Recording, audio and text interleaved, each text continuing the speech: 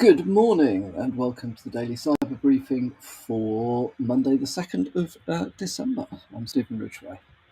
Hope you had a good weekend. Doesn't look like much of great excitement happened in the world of cyber over the weekend, so quite a straightforward briefing this morning. There has been a ransomware attack on Blue Yonder, which has disrupted Starbucks and various other organisations. So Blue Yonder is a provider of, they say in this article, supply chain management software, but they do various other things. They've been hit by a ransomware attack. That's disrupted Starbucks scheduling and payroll systems. So at the moment, the coffee chain is relying on manual methods to deal with this, which is all well and good. And if that's what your BCP says you should do, then that's what you should do. For the moment, there doesn't appear to have been any impact on customer or store operations, customer service or store operations, and store managers are just using pen and paper to track employee hours. But that's manageable. The attack's been going on since November the 21st, but I only came across it today. Perhaps that's because these things are being dealt with internally at Blue Yonder. However, there are various other organisations that have been potentially hit by this, including Morrisons and Sainsbury's, both of which have reported interruptions to warehouse management systems, but they've managed to mitigate those by using backups. So it is perhaps not the most significant of breaches, but it does show, again, the importance of understanding how well your supply chain itself can deal with potential cyber incidents. So increasingly, disruption, leaks, all sorts of problems are now found not with the target organisations themselves, or to be honest, it may well be that actually the entire point of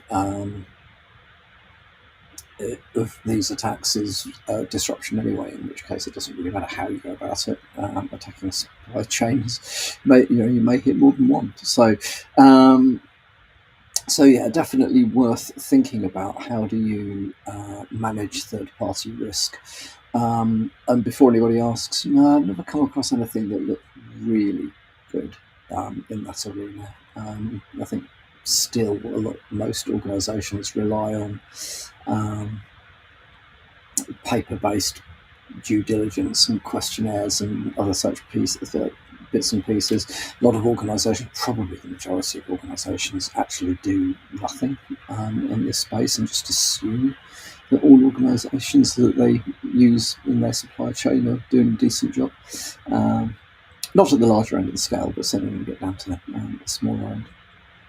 So yeah, well, absolutely worth thinking about third-party risk and supply chain risk management. And maybe one for a tabletop exercise, what would you do if kind of thing. And then the other article that I came across, which I think is, it has, of course, as always, piqued my interest, is that data scientists have created a tool to spot fake images. It's known as Pixelator version 2, and it uses a combination of image veracity techniques that can go beyond what can be seen by the human eye. So a very good example that they put in the article from HelpNet Security, two photographs, one of which is original, one of which has been in some ways manipulated. Can you tell the difference? find it very difficult. If you even next to like the two images next to each other, it's very hard to tell them apart, let alone to say which one's the fake and which one's the original.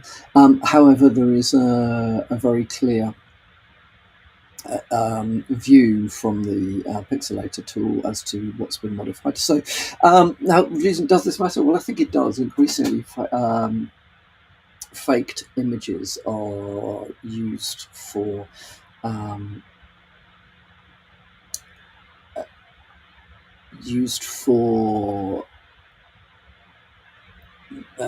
manipulation as much as anything else. So there's the usual sorts of rubbish that gets chucked out there. Fake Biden Trump discussions, all that sort of stuff, which is quite funny. But on the more serious side of it is that there are increasingly sophisticated attempts by nation state threat actors to spread genuine disinformation, not the disinformation that the BBC thinks is disinformation. Oh dear, shows my views on these matters, but like genuinely looking to be disruptive